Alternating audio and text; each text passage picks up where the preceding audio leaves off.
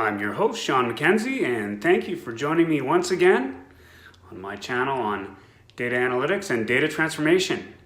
This week, I'd like to take a good look at Power BI, a tool that I've used for a few years that I find is absolutely amazing. Power BI has revolutionized the way that we display and visualize data in so many ways. The good old days of working on the railway.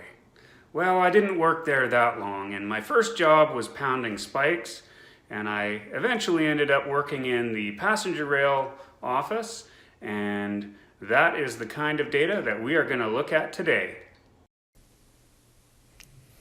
Okay, this is the Power BI interface, and we're going to go ahead and choose our Get Data from the ribbon, and you can see that we're asked to get some information from our SQL Server database in this example. And I'll go ahead and grab data from a view that I created on the table that I pulled down that was prepared by the fine folks at the Office of Rail and Road in Britain. And that data has loaded into my project here.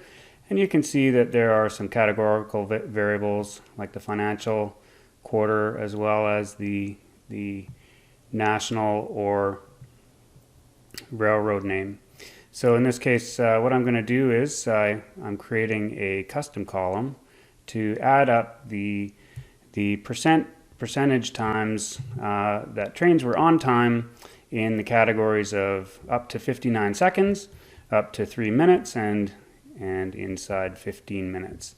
And so each train or region is scored on that, and so we're making a computed column so that we can add it all together and compare our railroads and region.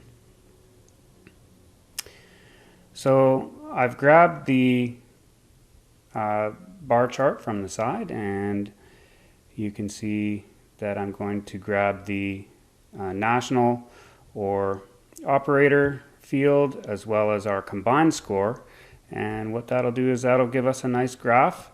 Very quickly we can see the different railroads that are involved here, and also you can see that there are some regions because Great Britain is totaled, so you can see how the railroads score compared to Great Britain as a whole, as well as how they score compared to Scotland or England and Wales. By grabbing a slicer from the side, I can grab our financial quarter so that we can drill down and see how these railroads scored during different quarters between 2014 and 2019. So you can see there was a couple quarters that had revised data with the R beside it, but we can choose those only affect certain railways. But as you can see, if I click here, you can see the railroads changing from quarter to quarter. And I can also multi-select several quarters. If I wanted to look at 1 year as a total, I can see how railways are scoring and hover over them to see their combined score. I can click on one, Scotland, Great Britain, and England and Wales. They're right in the middle, and you can see how the railways score on each side of that. So these guys here, the C2C and the TIL rail, look like they're doing great. That is our first example. And as another example, I can create a new page on the same project, and I could grab a couple of variables on a scatter chart, for example. We could compare something like trains and their times from, say, 1 minute to 3 minutes. We could compare which trains are performing and how they perform between those two metrics, though I'm sure there's some dependency between those two. But you can sort of see that there is a linear relationship between trains that make it to the 59 seconds, within 59 seconds, and those that make it within 3 minutes. And the C2C guys seem to be at the top again there. And so that gives us a nice ability to do a comparison and see who's performing and how they perform between those two metrics. And we can grab a slicer just like we did in the previous example, and we could throw the financial quarter in, and we could take a look at our data that way as well to see if certain trains or companies are getting better or worse over time. You could compare them and check out their data that way. So in this case, if I wanted to, say, look at an entire year at once, I could also do that by holding down the Shift key and selecting. Okay, in our next example, which I'll do a similar comparison, I can grab a scatter chart once again, and I have added our total stops field to the fields in the right. I grabbed it from our SQL Server view, and in this case I'll add a page filter to remove anything that is not an operator. So the whole country of Scotland, for example, I took that out.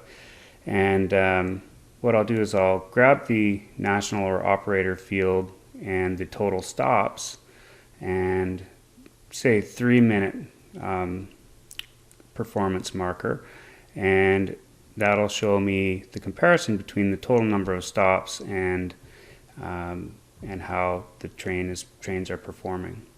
So as you can see, I can hover over each of the dots to see which train it is, and you can get an idea of what that looks like. And the 3-minute performance marker has a bit of a curve in it. For our statistical analysis, we could actually do some work on that to find the actual relationship there. If I look at the 59-second performance marker, you can see it's a similar thing. It's a bit of a more uniform spread, but we still have, it appears that there's a bit of a curve. And that would be very useful for our statistical analysis. In our next example, I could show something simple like a funnel chart, which is a very nice visual that is easy to see comparisons between measures and is really great for comparing performance. So in this case, what I could do is grab our national or operator field and our combined score, and you could see how each of the railways performance is doing. And you can also look at, say, Scotland and Great Britain and England and Wales as a comparison to see where the railways fall on those measures. So I hope that you enjoyed our discovery tour of some of Power BI's most basic features, and I hope that you have some great ideas of your own on how to use it and how to get some great information.